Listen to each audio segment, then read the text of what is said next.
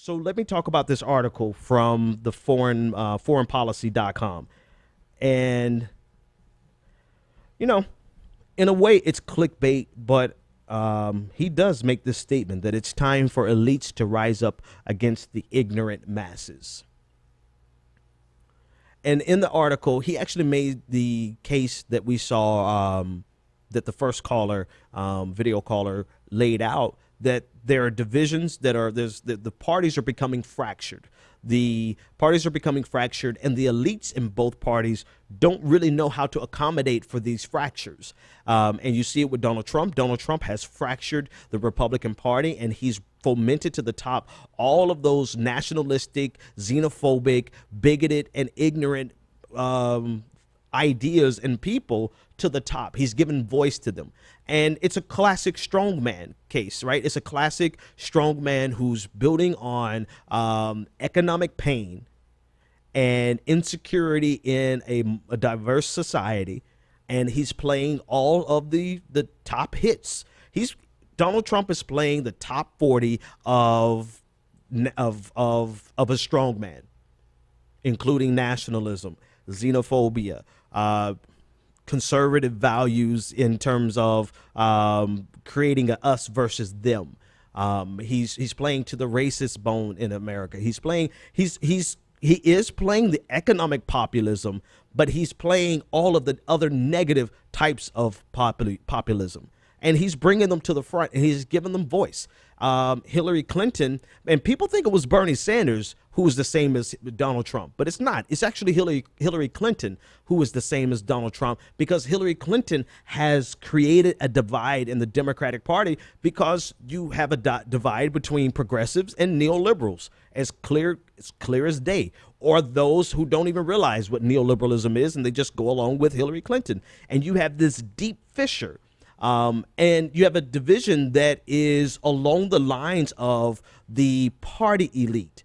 So in the Republican division, you have a fissure between the party elite and the populist movement, but that division is more along the lines of nationalism and xenophobia, right? On the Democratic side, you have a divide between the party elite and those who are just fed up with the economic and foreign policies of people who are no longer doing, of a party who no longer represents them. So you have these divisions, and this is what the article is talking about.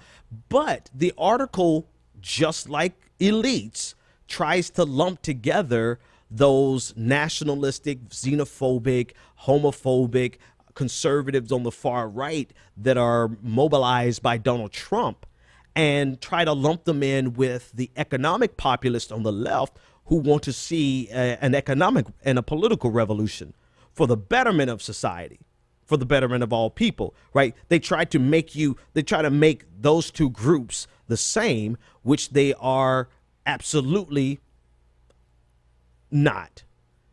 Let's just say it straightforward, right? They're not the same, right? The reason they're not the same is because on the right you have, and I'll get to the article in a second, but the reason they're not the same is because on the right, they will never admit to the economic populism solutions of a leftist movement. Ever, right? They are frustrated. Somebody tweeted this to me today. They are frustrated with the results of, some of them are frustrated with the results of capitalism. Not all of them are poor. Some of them are doing fine in capitalism, but you have a whole swath that are disenfranchised by this economic system, yet they think the solution is more austerity and deeper tax breaks and less government, less regulation, right? Because they've been fed this line of bull from neoliberalism for the last 30, 40 years. So they're trying to make it the same because they want you to believe that all populism is the same, right? Right-leaning populism is not necessarily the same thing as left-leaning populism. And economic populism is absolutely different than nationalistic populism, racist populism, xenophobic populism. Totally different things. And this isn't to say, to be fair, this isn't to say that there are no racists on the left. I'm just saying the majority of them are on the right. That being said, this article is really making the case for a intentional dismissal and opposition towards people who are not elite, considered the ignorant masses.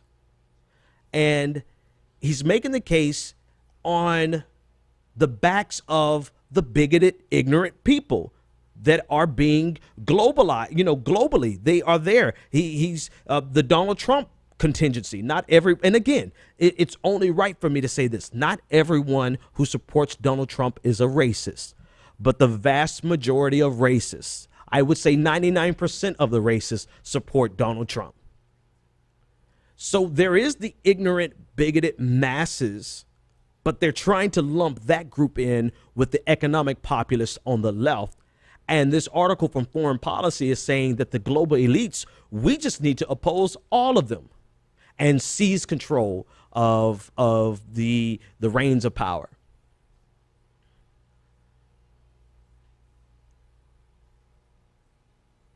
By doing that, he has essentially created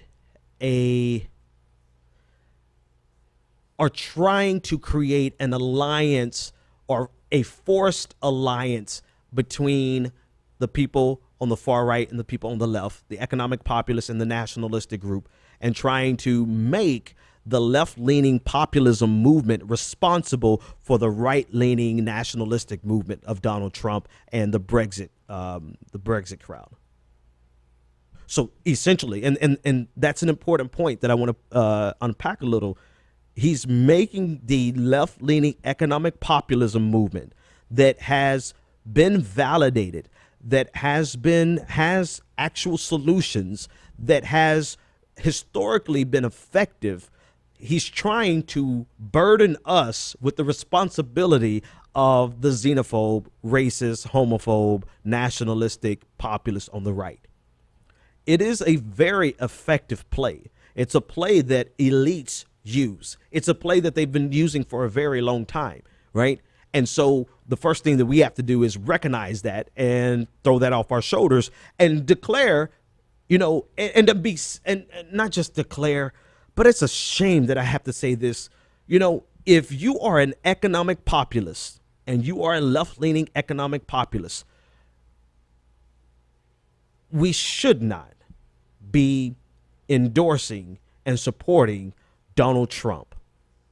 I am not saying for you to go support Hillary Clinton, but it makes no economic sense. It makes no political and ideological sense for you to support someone who is both a racist nationalist, but also a neoliberal who's going to continue the exact economic policies that you are sick and tired of. I hate that I even have to give that and say that, because I don't really like to say this is what you should do and this is what you should not do. I just want to say it makes no damn sense. It makes absolutely zero sense for you to say I am an economic populist, I am a democratic socialist, I'm a socialist, I am a Marxist, I'm a communist, and then say I'm going to support Donald Trump. Not from an economic perspective. If you just want to see the whole damn system burn down, then say that. Be clear about that. Be clear that but don't fall in and drag the rest of us who are economic populists. Don't drag us down with this assumption that's being forwarded by James Traub in Foreign Policy, saying that economic populists on the left are in the same family as the nationalistic populists on the right. And by people saying, well, we can't get Bernie, so let's go for Donald Trump, you're making his case. Now, again, you can do whatever the hell you want to do. But I'm just saying, economically, from a populist perspective, it makes no sense. Because Donald Trump is not going to do a single damn thing to fix this broken system. He is, just like Hillary Clinton, going to continue down the exact path we are on economically. If anything, Donald Trump is going to further exacerbate the problems of neoliberalism because he is a capitalist. He might not be a good capitalist. He might suck at it, but he doesn't have this fundamental belief that there is something wrong with this economic system. And again, do whatever you want to do. But I'm just saying, if you are going out and championing Donald Trump at this point, then you are making the case that this elitist James Traub is trying to force on our backs. He's trying to burden a left-leaning progressive movement with the problems of right-leaning nationalism, and we don't need that. In fact, we need to make sure that the world is clear that the people on the left have the only thing that we have in common with the people on the right is that we see a problem with this economic system. That's it. Our solution is fundamentally different than anything the right is recommending right now. No one, not a libertarian, not a conservative on the right, is going to offer the democratic socialist solutions to this broken economic system. The only thing we have in common with them is that we recognize there is a problem. Our solutions are totally different. And we need to make sure as economic populists and left-leaning democratic socialists and socialists that we make that known for the sake of gathering more people to our argument and to our positions so that we can further that economic populism. All right, so that was his first move in this article, was to create this equivalency between the people on the left and the people on the right in terms of populism, and to erase the fact that we have fundamentally different worldviews. We just agree that the system is broken. And then his next play was that this system is really controlled and should be controlled by elites.